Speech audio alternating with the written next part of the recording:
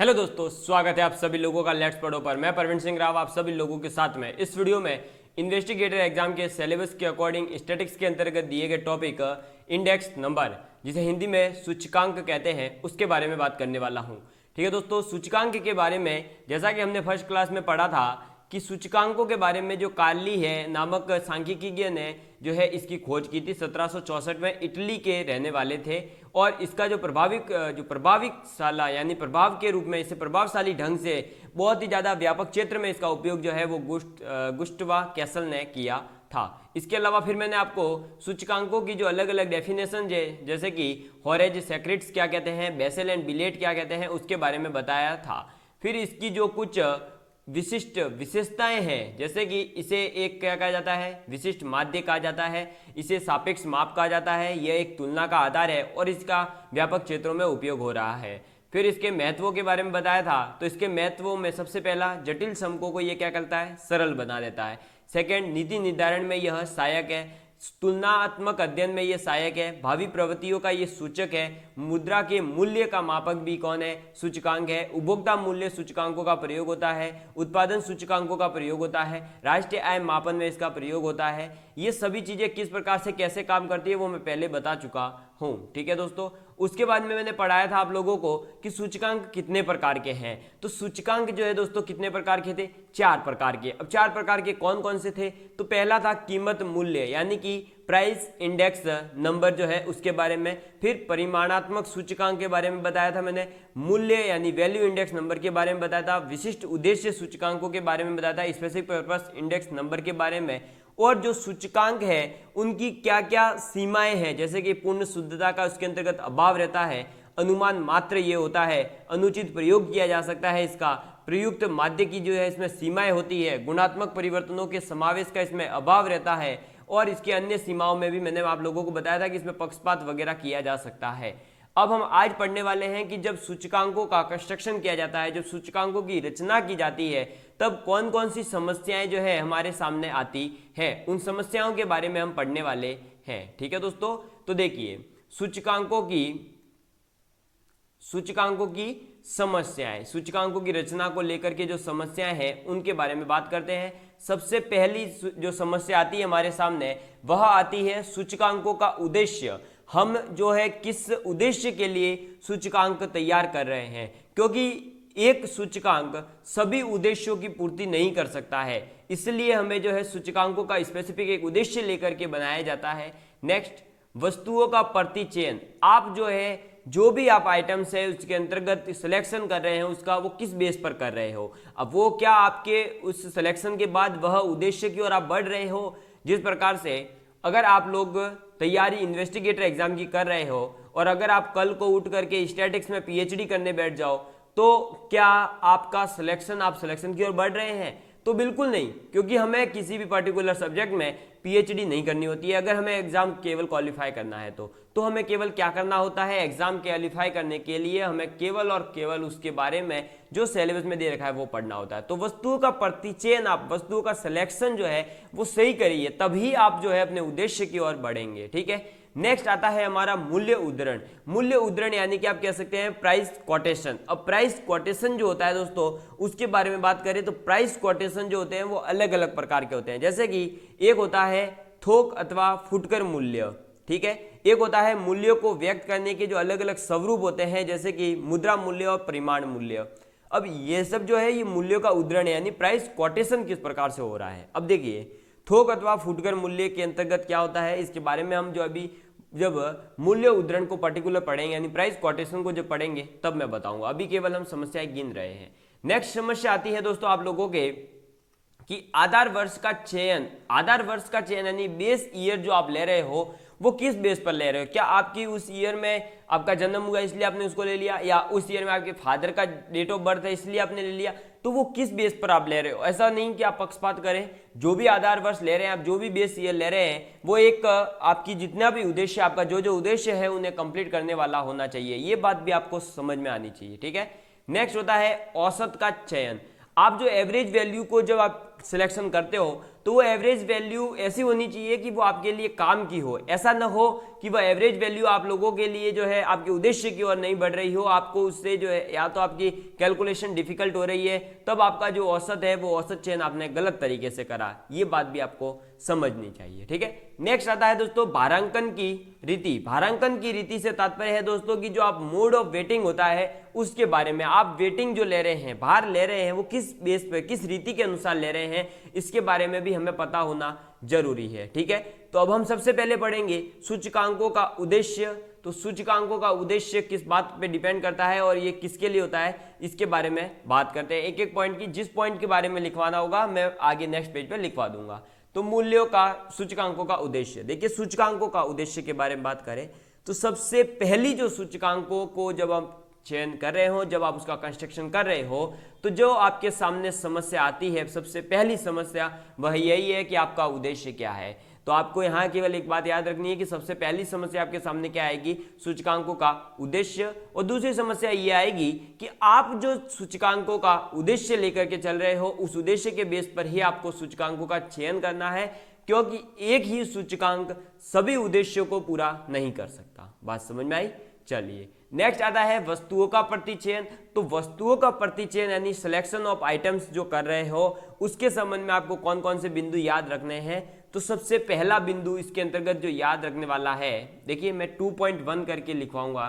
तो देखिए 2.1, तो सबसे पहली चीज जो मैंने आपको बताई थी दोस्तों कि चयनित वस्तुएं, जो भी आप वस्तु को ले रहे हो तो जो चयनित वस्तुएं हैं वे उद्देश्य के संगत होनी चाहिए। कैसी होनी चाहिए दोस्तों? उद्देश्य के संगत होनी चाहिए। ये बात आपको एक तो याद रखनी है कि जो भी आप वस्तु को चयनित कर रहे हैं वो आपके उद्देश्य के संगत होनी चाहिए।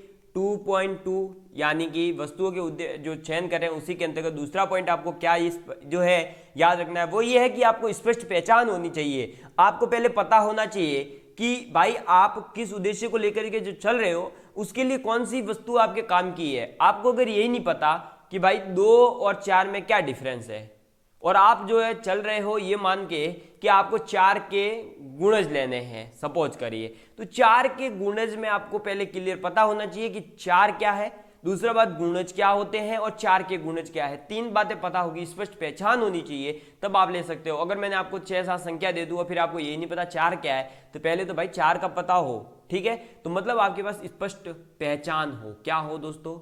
स्पष्ट पहचान हो। जो भी वस्तु आप सेलेक्ट कर रहे हो उसकी स्पष्ट पहचान होनी चाहिए। ये बात भी आपको याद रखनी है, ठीक है। चलिए नेक्स्ट पॉइंट आपको इसके संबंध में क्या याद रखना है, तो नेक्स्ट पॉइंट याद रखना है वस्तुओं की संख्या, ठीक है।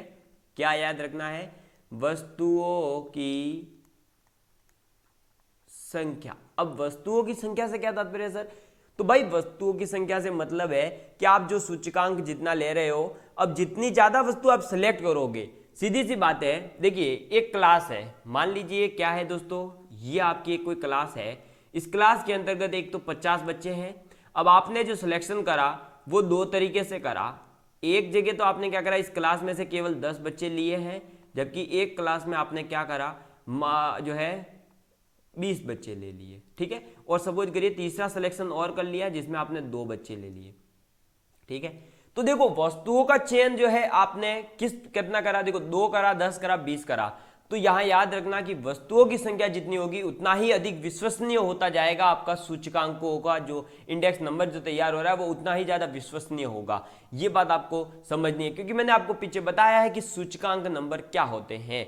तो जब आपने 2 लिया 50 में से, अब 2 बच्चे हो सकता है दोनों के दोनों टॉपर आ जाए आपके पास में, तो आप समझोगे कि ओहो क्लास तो पूरी इंटेलिजेंट है। भाई जरूरी है क्या? नहीं, आपने केवल 2 ही लिए। अब 10 लिए, 10 के 10 डफर आ गए, आपने सोचा पूरी क्लास डफर है, ठीक है। तो ये भी गलत डिसीजन होगा। लेकिन जैसे आपने 20 लिए तो 20 में आपके सपोज करिए कि 10 बच्चे डफर आ गए, 5 बच्चे इंटेलिजेंट आ गए और 5 जो है मीडियम आ गए, तो आप समझ जाओगे ये क्लास में डफर ज्यादा है। लेकिन ये नहीं है कि यहाँ केवल डफर है, जबकि आप ऊपर वाले परिणामों में क्या कहोगे, 2 लिए तो आप समझोगे वो टॉपर ही है भाई, यहाँ दोनों ही डफर आ गए तो आप समझोगे डफर ही है। 10 लिया आपने, डफर आ गए तो आप सोचोगे डफर ही है, नहीं भाई पूरी क्लास डफर है क्या, नहीं है।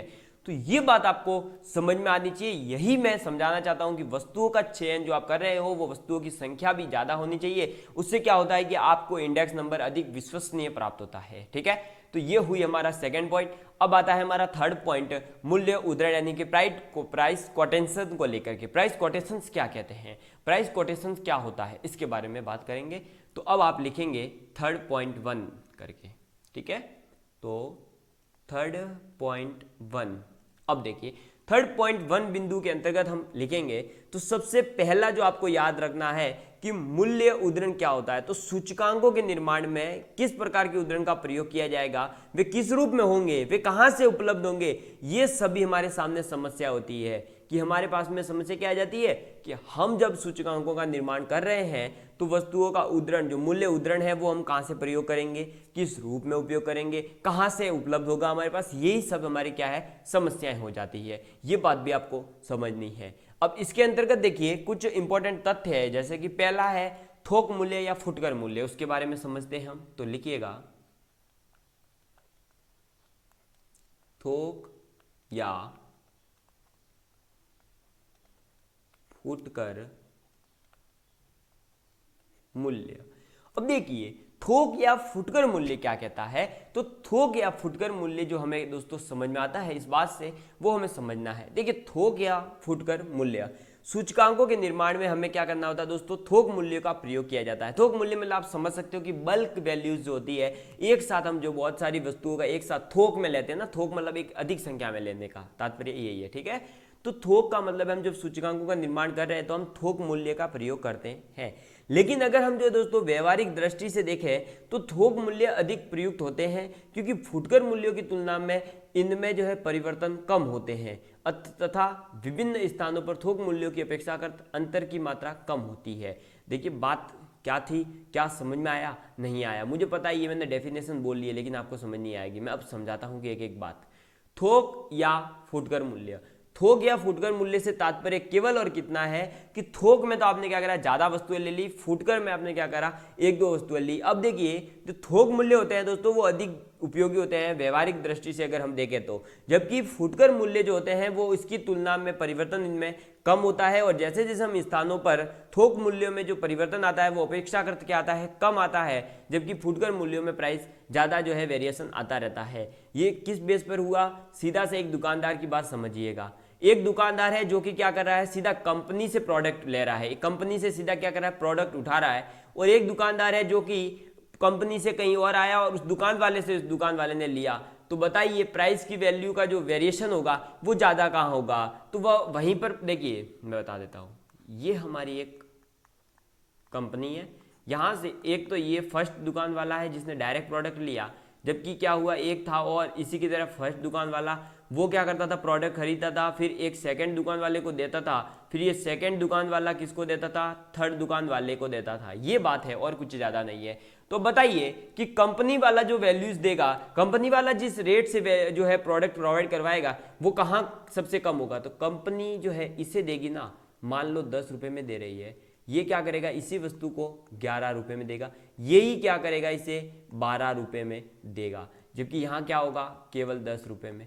तो बताओ प्राइस की वैल्यू। अब देखिए ये दुकानदार एक मोहल्ले में है और ये भी उसी मोहल्ले में है, तो ये बेचारा 10 रुपये में कोई वस्तु दे सकता है क्या, नहीं दे पाएगा, जबकि ये तो 10 रुपये में क्या, ये तो 11 में देगा।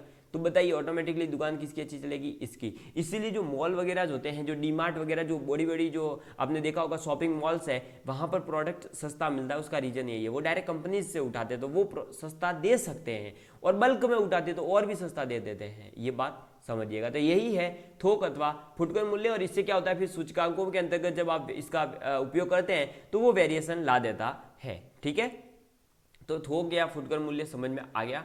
अब हम बढ़ते हैं आगे। तो नेक्स्ट आता है दोस्तों जो आप मूल्यों के व्यक्त करने का स्वरूप क्या है। ठीक है, लिखिएगा मूल्यों को व्यक्त करने का स्वरूप। अब मूल्यों को व्यक्त करने का स्वरूप जो होता है दोस्तों वो दो प्रकार से होता है। एक होता है दोस्तों आप लोगों के मुद्रा मूल्य, ठीक है, क्या होता है, मुद्रा मूल्य। जबकि आपके बी जो एक दूसरा तरीका होता है वो होता है परिमाण मूल्य। ये बात आपको समझनी है, ठीक है। अब देखिए मुद्रा मूल्य और परिमाण मूल्य यानी कि मनी प्राइस और क्वांटिटी प्राइस ये क्या होते हैं, तो इसमें सीधा सा कुछ नहीं है दोस्तों। जब मुद्रा मूल्य की बात आती है तो आप क्या करते हो कि एक पर्टिकुलर इकाई की वैल्यू आप बता देते हो। जैसे कि मैं बता दूं आपको तो 1 केजी, क्या दोस्तों, 1 केजी को आप ये लिख सकते हो ना, देखो 10 रुपये प्रति किलो, ये भी तो लिख सकते हो एक तो, ठीक है, 10 रुपये प्रति किलो यानी 1 किलो केले, गेहूं, चावल, बाजरा जो समझना है समझिए। 1 किलो जब आप खरीद रहे हो तो आपको 10 रुपये देने, यानी 10 रुपये प्रति किलो। ये तो हुआ आपका मुद्रा मूल्य। आपने क्या करा, मूल्य बता दिया है 1 किलो के हिसाब से, ठीक है। लेकिन जैसे ही आप आगे बढ़ते हो तो और परिमाण मूल्य की बात करते हो तो परिमाण मूल्य क्या कहता है, परिमाण मूल्य ये कहता है दोस्तों आपके कि भाई आपने क्या करा, कोई नींबू खरीदा, समझिए, कोई आपने नमक खरीद लिया, तो उसके अंतर्गत क्या है, आप क्या बोलोगे, जैसे नींबू का भाव है तो आपको पूछा नींबू का भाव क्या है, तो आप बोलोगे 0.25 केजी प्रति रुपए। क्या बोला, 0.25 केजी प्रति रुपए। नमक का मूल्य तो बोला 2 किलो प्रति रुपए। तो आपने यहां पर तो क्या बोला था, 10 रुपए प्रति किलो, जबकि यहां क्या बोलोगे आप, प्रति किलो 5 रुपए। उल्टा, जस्ट उल्टा। मतलब देखो जब मुद्रा मूल्य की बात आए, जब मुद्रा मूल्य की बात आए तो आप क्या करोगे, मुद्रा पहले बता दोगे 1 किलो की कितनी है, बात समझ में आई। और अगर परिमाण मूल्य की बात आए तो आप पहले परिमाण, उसकी क्वांटिटी कितनी लोगे उसके अकॉर्डिंग उसका भाव बता दोगे।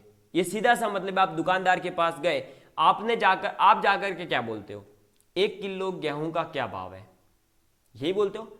जब दुकान वाला आंसर देता है तो वो या तो ये बोल दे डायरेक्ट, आपने देख 1 किलो का बोला वो डायरेक्ट भाव बता देगा, या फिर वो बोलेगा कि 10 रुपये प्रति किलो, तो आप समझ जाओगे 1 किलो के 10 रुपये लेगा। समझ में आई बात। अब आपने उसको अगर बोला होता कि पाव के कितने, तो वो बोलता कि पाव के 5 रुपये लूंगा, पाव यानी कि 0.25 केजी, ठीक है। तो 0.25 केजी के मैं आपसे 5 रुपये लूंगा। अब आपको अगर 1 किलो लेना तो आप ऑटोमेटिकली दिमाग लगाओगे कि पाव यानी कि पाव का 4 गुना करूंगा तो मुझे 1 किलो मिलेगा, यानी 5 का 4 गुना यानी 20 रुपये, तो 20 रुपये किलो ये बोल रहा है। समझ में आई बात। तो आपने दोनों जगह क्या करा, एक जगह आपने पहले प्राइस बता दी, जबकि दूसरी जगह आपने पहले क्वांटिटी के अकॉर्डिंग आप जो है प्राइस बताते हो। बस ये बातों का डिफरेंस था मुद्रा मूल्य और परिमाण मूल्य में, जो आपको समझ में आ चुका होगा। ये भी वेरिएशंस लाते हैं सूचकांकों के अंतर्गत, अब इन्हें भी डिसाइड करने में आपके जो है बहुत सारी समस्याएं आती है, ठीक है। चलिए बढ़ते हैं अब आगे। तो अब हमारा जो नेक्स्ट 4th पॉइंट था वो आप लोगों के कौन सा था दोस्तों, आधार वर्ष का चयन, यानी कि 4.1। कौन सा बिंदु, 4.1 आधार वर्ष का चयन, यानी कि सिलेक्शन ऑफ बेस ईयर कह सकते हो। अब सिलेक्शन ऑफ बेस ईयर जो है जब ये लिया जाता है तो इसमें क्या समस्या है या ये कैसे समस्या उत्पन्न करता है उसके बारे में समझते हैं। तो देखिए दोस्तों, सूचकांक जो अगर हम निकाल रहे हैं तो वो एक वर्ष विशेष को जो है आप आधार मानोगे, उसी के बेस पर करोगे। भाई आपका जन्म कब हुआ, आपसे मैंने क्वेश्चन पूछा कि आपका जन्म कब हुआ, आपने जवाब दिया, या नहीं सॉरी, आपको मैंने ये पूछा आप अभी कितने साल के हो, आपने जवाब दिया सर मैं 25 ईयर्स का हूं। कितने ईयर्स का, 25 ईयर्स का हूं। भाई सीधी सी बात है, आपने 25 कहां से काउंट करा है, कहां से काउंट करा है, तो जब आपका डेट ऑफ बर्थ हुई होगी। और देखो डेट ऑफ बर्थ मतलब आप मान लीजिए आपका जन्म सपोज कर देखो 25 बोला है ना, तो 20 तो घटाई दो भाई आपका 2020, अब 5 और तो 1995। ये जो 1995 वर्ष है ना, ये आपका बेस ईयर हुआ। क्या हुआ दोस्तों, बेस ईयर यानी आधार वर्ष। आपने इस बेस ईयर को मान लिया और फिर इस बेस ईयर को मान करके आपने क्या करा कि अब डिसाइड करा कि आज सर ने पूछा है तो आज मैं कितने साल का हुआ, तो पीछे बेस ईयर तो होना चाहिए ना भाई आपके पास, तो वही बेस ईयर। इसी प्रकार से जो कुछ गेहूं है, चावल है, चना है, बाजरा है, केला है, संतरा है, मोबाइल है, लैपटॉप है, कुछ भी लीजिए। आज से अगर 10 साल पहले बात की जाए तो मोबाइल की वैल्यू बहुत ज्यादा होती थी, आज से 10 साल पहले बात की जाए, किसी के पास आईफोन होना बहुत बड़ी एक अमीरी का जो है सूचक हुआ करता था। लेकिन आज क्या है, आज किसी के पास आईफोन है तो आप उसे अमीर मानते हैं क्या? बिल्कुल नहीं। क्यों? क्योंकि आप समझ जाते हैं कि ये सेकंड हैंड होगा, या फिर आज जो आईफोन 6s है वगैरह, ये तो 20-20 हज़ार में नहीं मिले, 24-25 हज़ार में नया मिलता है, और 24-25 हज़ार का तो आज सैमसंग के नए मोबाइल आने लगे। इसी तरह अगर हम सैमसंग के मोबाइल्स की बात करें तो आज आप सैमसंग के मोबाइल देखिए जो आपको सस्ते नहीं मिलते हैं, लेकिन एमआई का मोबाइल देखिए 6000 में वही फीचर्स वही क्वालिटी आपको अवेलेबल करवा रहा है। तो अब बेस ईयर देखिए, अगर हम आज से जब मेरा जन्म हुआ था तब उस टाइम पे नेट यूट्यूब था ही नहीं, यूट्यूब ही नहीं था। लेकिन अगर आज हम बात करें तो क्या आज जब अगर आज आपका बच्चा है या मेरा बच्चा है, वो क्या कहेगा? यूट्यूब तो है। तो वो बताइए आप, बेस ईयर क्या हुआ उसके लिए? भाई वो इस टाइम पे जन्म हुआ है तो उसके लिए ये बेस ईयर है। हमारा उस टाइम पे जन्म हुआ था तो उसी बेस पर गेहूं जो, जैसे अगर मुझे सूचकांकों की एक श्रेणी बनानी है, भाई गेहूं के वैल्यू में किस प्रकार से परिवर्तन आ रहे हैं मुझे ये चेक करना है, तो मैं एक बेस ईयर लेके चलूंगा। सपोज करिए मैंने 2000 लिया और किसी ने 2001 लिया, दोनों ही जो है दोस्तों सूचकांक लगभग सेम हो सकते हैं, बिल्कुल सेम नहीं आएंगे, और वेरिएशन भी ज़्यादा आ सकता है। हो सकता है 2000 में, जो 2000 वर्ष में गेहूं का भाव है वो 1 रुपये ही था, लेकिन 2001 में अचानक से बढ़ करके 10 रुपये हो गए। तो भाई यहाँ पर जो उसके लिए, यहाँ जो इंसान था उसके लिए गरीबी बनी रहेगी। वो जब तक बेचारा 10 रुपये नहीं कमाएगा तब तक तो उसके लिए गेहूं तक नहीं आ रहे, और यहाँ तो 10 रुपये में वो अमीर गिना जाएगा। तो ये वेरिएशन करता है बेस ईयर पर, और इसी प्रकार से ये भी हमारे जो है एक प्रॉब्लम क्रिएट करते हैं, किसमें? सूचकांकों की जब हम बनाते हैं तब। ठीक है, इनके बारे में देखो, अब जो सूचकांकों के अंतर्गत बेस लिया जा रहा है, बेस ईयर लिया जा रहा है, वो भी अलग अलग है। ये भी क्या है दोस्तों, अलग अलग है। आप कभी कभी तो क्या लोगे, फिक्स्ड बेस मेथड लोगे, यानी एक फिक्स बेस कर दोगे, बेस ईयर कर लोगे कि इस ईयर से ही हमें काउंट करना है। जबकि एक होगा आपके कि श्रृंखला आधार पर, चेन बेस मेथड भी होता है इसके अंतर्गत, और यहीं से जो है क्वेश्चन बनना स्टार्ट होते हैं। तो इसके बारे में हम पढ़ते हैं, बेस ईयर में जो 2 मेथड्स आते हैं उनके बारे में। तो देखिए कि बेस ईयर को चयन करने की 2 विधियां हैं, जो कि पहली विधि कौन सी आ जाएगी दोस्तों, तो स्थिर आधार, कौन सी दोस्तों? स्थिर आधार रीति। ठीक है, इसे क्या कहते हैं? Fixed base method, fixed based method. इसके अंतर्गत क्या होता है कि आप कोई भी एक अवधि वर्ष या एक टाइम पीरियड को विशेष मान करके उसे जो है आप आधार मान लोगे, और उससे फिर जो है आप फिक्स कर लोगे, और अगर आपने फिक्स कर लिया तो उसे कहा जाएगा स्थिर आधार रीति। ठीक है, क्या कहा जाएगा? स्थिर आधार रीति। और इसके अंतर्गत अब डेफिनेशन लिखने की जरूरत नहीं है, इसमें केवल आपको ये याद रखना है कि इसके रिलेटेड जब आप फिक्स्ड मेथड को अपनाते हो, यानी फिक्स्ड बेस मेथड लेते हो, तब प्राइस जो है रिलेटिवली कैसे चेंज करती है, तो वो लिख लीजिए कि प्राइस रिलेटिव्स, यानी कि आर। ठीक है, और इस प्राइस रिलेटिव्स का जो फॉर्मूला दिया गया है वो दिया गया है करंट ईयर प्राइस, यानी अभी जब ईयर चल रहा है उस समय क्या प्राइस है, यानी आप कह सकते हो P1 अपॉन में क्या हो जाएगा, बेस ईयर, यानी BY/P और P0 उस समय क्या प्राइस थी बेस ईयर के समय, इनटू 100। ये तो कब है, जब स्थिर आधार रीति की बात हो रही हो। इससे क्वेश्चन कैसे सॉल्व करने हैं वो भी सिखाऊंगा। जो पढ़ रहा है पहले से उसे पता है, और जो अभी नए नए आए हैं वो केवल शांति से पीछे की वीडियो देखते हुए आ जाओ, सब समझ में आ जाएगा मेरे पढ़ाने का तरीका क्या है, मैं कैसे पढ़ाता हूं। ठीक है, सेकंड, अब बात आती है दोस्तों आपके जो चेन बेस्ड मेथड है, या आप श्रृंखला आधार रीति। ठीक है, श्रृंखला आधार रीति। अब ये श्रृंखला आधार रीति क्या कहती है, यानी चेन बेस्ड मेथड क्या कहता है, तो ये कहता है कि लिंक रिलेटिव्स, क्या कहता है, लिंक रिलेटिव्स, और इसे कहेंगे हम LR। और लिंक रिलेटिव्स क्या कहता है, current year price, current year price यानी कि P1 अपॉन में प्रीसीडिंग ईयर प्राइस, यानी PY/P। ठीक है, प्रीसीडिंग ईयर प्राइस का मतलब है, देखो करंट यानी अभी क्या है, और प्रीसीडिंग यानी कि उससे नेक्स्ट ईयर में जो आप जो है क्या प्राइस होने वाली है उस बेस पर। ठीक है, तो P0 इंटू 100, ये आप टेंशन मत लीजिए, प्रीसीडिंग वगैरह आपको वर्ड याद करने की जरूरत ही नहीं है। मैं डायरेक्ट ये बोलूंगा इस ईयर का ये, इस ईयर का ये, इस ईयर का ये, ऐसे ऐसे ऐसे ऐसे। ठीक है, समझ में आई बात? जिसको समझ नहीं आ रहा है केवल वीडियो देखो, केवल वीडियो देखो, काम कंप्लीट होता जा रहा है आपका। ठीक है, अब हम जो है दोस्तों आगे जाकर के पढ़ेंगे कि जो आपका आधार में परिवर्तन, जैसे देखिए क्या होता है कि आप स्थिर को श्रृंखला में और श्रृंखला को स्थिर में बदल सकते हो, वो भी मैं सिखाऊंगा आपको। लेकिन जो है दोस्तों अभी एक साथ अगर सिखाने गया तो मेरे को लग रहा है कि आपके भी पल्ले कुछ नहीं पड़ेगा, तो एक बार रिवाइज करवा देता हूं, फिर हम बढ़ते हैं आगे। देखिए भाई, सूचकांकों की रचना करते समय समस्याएं कौन कौन सी आती है, तो उस समय समस्याएं आती है। सबसे पहली समस्या जो आती है वो आती है सूचकांकों का उद्देश्य। सेकंड आती है वस्तुओं का प्रतिचयन किस बेस पर कर रहे हो, मूल्य उद्धरण और आधार वर्ष का चयन, औसत का चयन और भारांकन की रीति। अभी हम कहाँ पहुंच चुके हैं, आधार वर्ष के चयन तक पहुंच चुके हैं, अभी 2 पॉइंट हमारे बाकी है। अब चयनित वस्तुओं का उद्देश्य के संगत होनी चाहिए, तभी आप जो है उस वस्तु को सिलेक्ट करिएगा। ठीक है, और जो पहला पॉइंट था वो मैं क्लियर कर चुका हूं। फिर स्पष्ट पहचान होनी चाहिए और वस्तुओं की संख्या जो है आप जितनी ज्यादा लेंगे उतना ही ज्यादा सूचकांक विश्वसनीय प्राप्त होता है। नेक्स्ट हमने बात करी कि थोक या फुटकर मूल्य जो क्या होते हैं उसके बारे में। ठीक है, फिर हमने वस्तु जो मूल्य को व्यक्त करने की जो स्वरूप है, एक होता है मुद्रा मूल्य, एक होता है परिमाण मूल्य। मुद्रा मूल्य क्या कहता है 10 रुपए प्रति किलो, जबकि परिमाण मूल्य क्या कहता है 1 किलो 5 रुपए। ठीक है, फिर हमने बात करी कि बेस ईयर क्या होते हैं और बेस ईयर कैसे लेते हैं, ये एग्जाम्पल के माध्यम से समझाया। और बेस ईयर लेने के भी 2 विधियां हैं, एक होता है स्थिर आधार रीति यानी कि प्राइस रिलेटिव्स, CYP, P1/P0 × 100 याद रखना है आपको तो। ठीक है, जबकि श्रृंखला आधार रीति क्या कहती है P1/P0 × 100 ही होता है फॉर्मूला तो।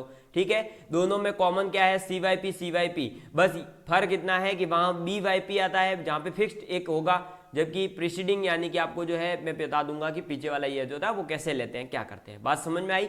तो ये बातें थी दोस्तों आप लोगों के किसको लेकर के, इसके कंस्ट्रक्शन को लेकर के, इंडेक्स नंबर के कंस्ट्रक्शन को लेकर के जो समस्याएं आती है उसके बारे में मैंने बात कर ली है। और इसके आगे जो भी क्वेश्चंस बनने वाले हैं उनके बारे में हम नेक्स्ट क्लास में डिस्कस करेंगे। तब तक के लिए बाय बाय, धन्यवाद।